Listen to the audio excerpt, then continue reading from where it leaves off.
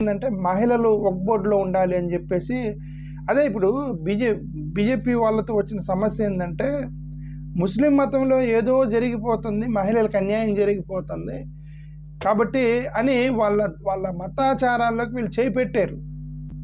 కొన్ని ఎక్కడెక్కడైతే అన్యాయం జరుగుతుందో అది ఏ మతమైనా చేయి పెట్టాల్సిందే.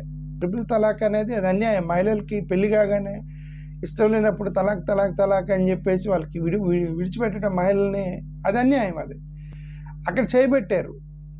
మనం అప్రిషియేట్ చేయాలి నరేంద్ర మోడీ గారిని. ఇప్పుడు ఈ వక్ఫ్ బోర్డులోకి మహిళలను తీసుకొస్తా ఉన్నారు.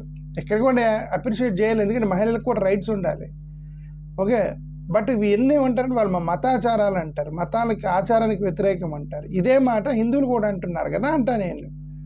ఇదే మాట there are certain areas where women are degraded.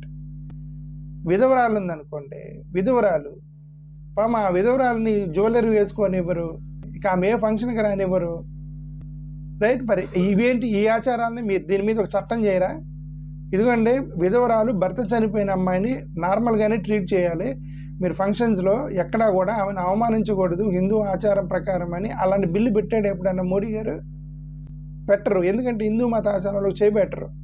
Okay, రెండోది తలకొరివి, తండ్రి చనిపోతే తలకొరివి కొడుకే పెట్టాలి, కూతురు ఎందుకు పెట్టకూడదు అని ఇప్పుడు అదేమంటే మా ఆచారం అంటారు. వీటిలో ఎవరైనా చేయి పెడితే ఆచారంలో మీరు చేయి పెట్టకూడదు అంటారు. మరి అలాగే ఈ వక్ఫ్ బోర్డులోకి ఉమెన్ రాకూడదు అని వాళ్ళ ముస్లిం ఆచారాలు వాళ్ళు విన్నాయనుకోండి, అది మనం చేయబెడతాం. ఇది ఏంటంటే ఇదే నేను చెప్తున్నాను, ఏంటంటే మానవ హక్కుల కోణంలో మీరు ఇలాంటి చట్టాలు చేసినప్పుడు అన్ని మతాల్లో ఉన్నటువంటి మహిళలకు వ్యతిరేకం ఉన్నాయి మొత్తాన్ని వ్యతిరేకిస్తూ చట్టం చేయాలి. ఇప్పుడు హిందూ మతంలో ఇది చేయకూడదు, మహిళలకు హక్కు ఉంది, తండ్రికి కొరువు పెట్టే హక్కు ఉంది, మహిళలకు హక్కు ఉంది, భర్త చనిపోయినా సరే మళ్ళీ జ్యువెలరీ వేసుకొని నార్మల్గా జీవించేటువంటి హక్కు ఉంది.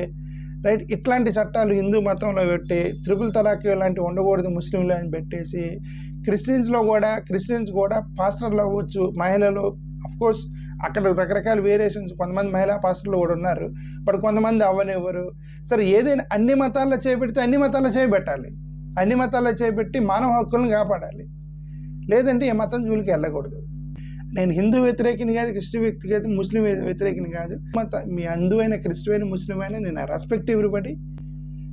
బట్ ఆ మోడ్ని ప్రతిసారి మీరు జాగ్రత్తగా ఆలోచిస్తే నేను హ్యూమన్ రైట్స్ కాంటెక్స్ట్ యాంగిల్లోనే మాట్లాడుతున్నాను తప్ప నేను మిగతాకి నాకెందుకు